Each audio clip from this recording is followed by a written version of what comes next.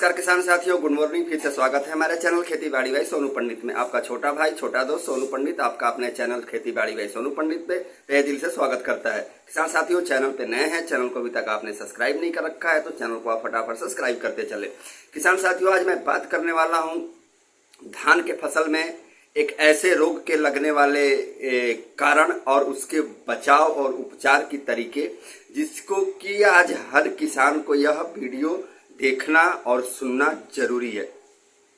अगर आपने हमारे बताए हुए तौर तरीके से और विधि से आपने अगर यह उपाय कर लिया और यह विधि अपना ली तो यकीन मानिए आपके धान में लगने वाले यह खतरनाक रोग जो होते हैं, गंभीर रोग जो हैं, वो आप उससे छुटकारा पा सकते हैं और उससे बचाव कर सकते हैं। जी हाँ किसान साथियों, आपने सही सुना। चैनल पे आप नए हैं, चैनल को अभी तक आपने सब्सक्राइब नहीं किया है तो चैनल को पहले आप फटाफट सब्सक्राइब कर लें अगर चैनल पे हमारे नए हैं तो। चलिए बात करते हैं टॉपिक पे और आते हैं मुख्य पॉइंट पे और बेसिक पॉइंट पे।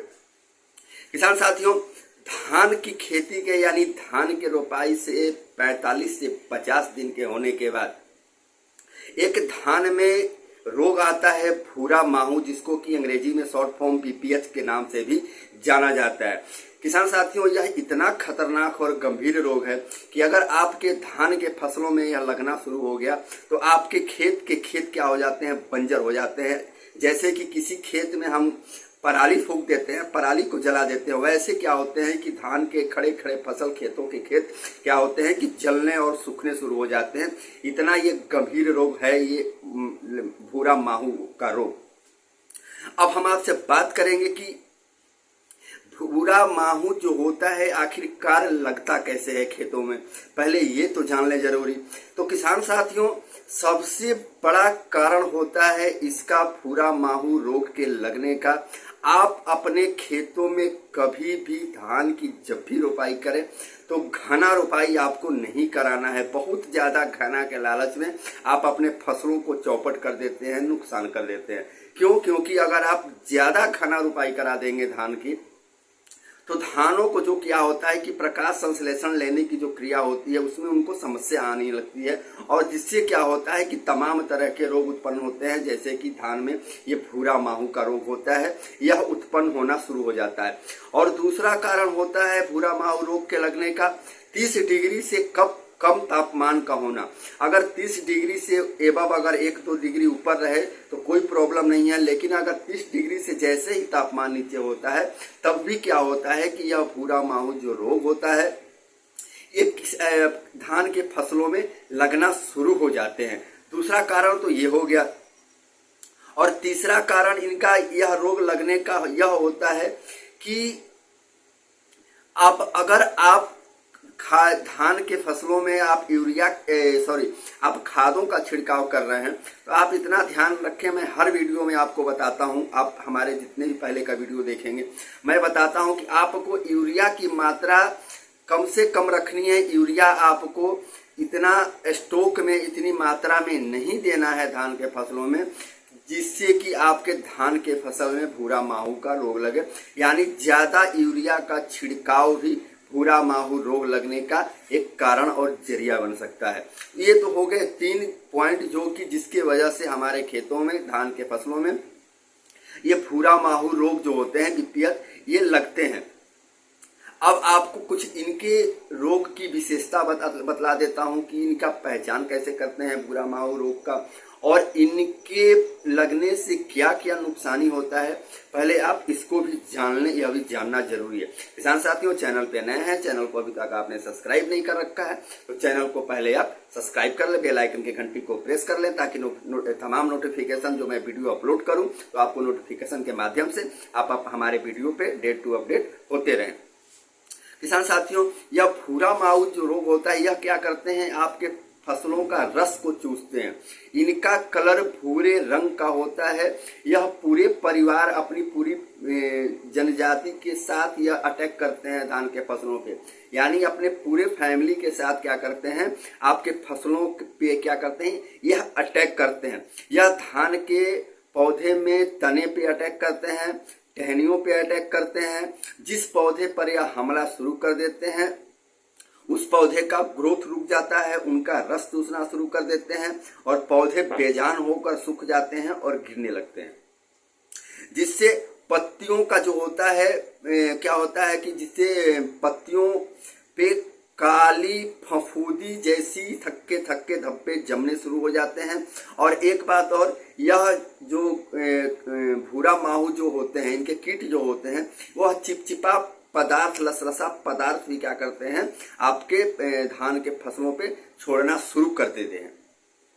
उससे प्रॉब्लम क्या होती है, जिससे पौधों में प्रकाश संश्लेषण की क्रिया जो होती है वो बाधित होने लगती है, जिससे क्या होता है कि पौधा भोजन नहीं बना पाते हैं, यानी पौधे फल नहीं बना पाते हैं और पौधे कमजोर होकर गिरने लगते हैं, जैसा कि मैंने पहले बताया। यह काफी खतरनाक कीट माने जाते हैं। और उसके बाद यह शिशु और वयस्क दोनों क्या करते हैं कि आपके पौधों का रस चूसते हैं, शिशु भी और वयस्क भी जो कीट होते हैं। इन कीटों का जीवन चक्र 15 से 20 दिनों तक का होता है। इनकी संख्या बहुत तेजी से बढ़ती है, बहुत जल्दी ये क्या करते हैं, अपनी संख्या को बढ़ा लेते हैं, अपने परिवार को या बढ़ाते हैं।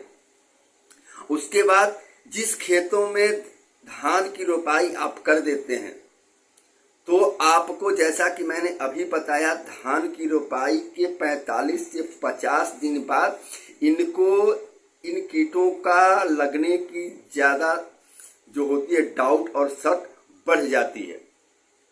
अब आप उसके बाद ये 50 दिन होते होते आपके फसलों पे लगना या शुरू हो जाते हैं।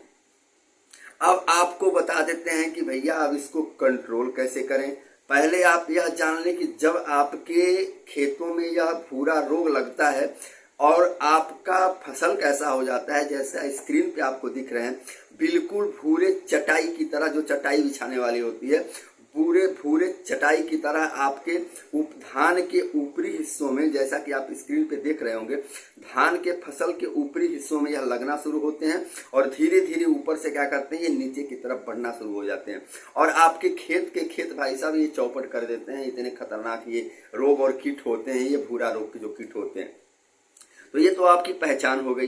अब आपको कुछ इन रोगों को तुरंत तत्काल कंट्रोल करने वाले कुछ ऐसे रामबाण और अचूक में दवा का नाम बताऊंगा, जिससे कि आप अपने धान के फसलों को भूरा रोग से बचाव कर सकते हैं। अगर आपके धान के फसल में भूरा रोग लग चुका है या लग रहा है थोड़ा थोड़ा, तब भी आप इन दवाओं का आप छिड़काव करके आप इस रोगों से अपने फसलों को बचा सकते हैं। तो आइए आपसे बात करते हैं कुछ ऐसे विशेषकर नामी गिरामी दवाओं और कंपनियों के नाम, जिससे कि आप इन दवाओं का छिड़काव अपने फसलों पे धान के कर सकते हैं और भूरा रोग से बचाव कर सकते हैं। तो आपको करना क्या है कि आप पहला एक आता है कार्टेवा कंपनी का, स्क्रीन पे आपको मैं बाकायदा दिखाते जा रहा हूं।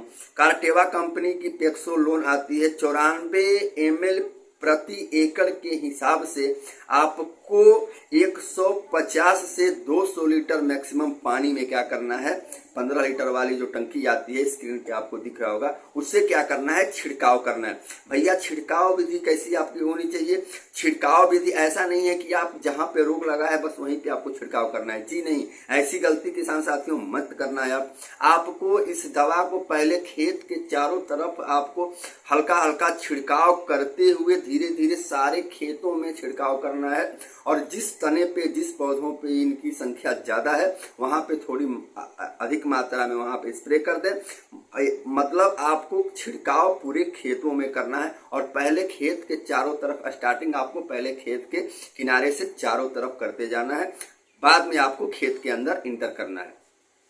दूसरा आ जाता है दवा सेजेंटा कंपनी का चेस, आप ले सकते हैं, स्क्रीन पे आपके दिख रहा होगा। 130 ग्राम की आपको बोतल प्रति एकड़ के हिसाब से 150 से 200 लीटर पानी में मिक्स करके इसका स्प्रे आप कर देना है। तीसरा आ जाता है पीआई कंपनी की जो होती है, ओसिन आती है। ओसिन जैसा स्क्रीन पे आपके दिख रहा होगा, यह भी बीपीएस को क्या करता है, तुरंत खत्म करता है। 60 से 70 ग्राम प्रति एकड़ के हिसाब से आप इसका स्प्रे 200 लीटर पानी में आप मिक्स करके कर सकते हैं। चौथा आ जाते हैं यूपीएल कंपनी की होती है जो आपकी उलाला आता है, आप इसको भी 60 से 70 ग्राम प्रति एकड़ के हिसाब से 150 से 200 लीटर पानी में स्प्रे कर सकते हैं।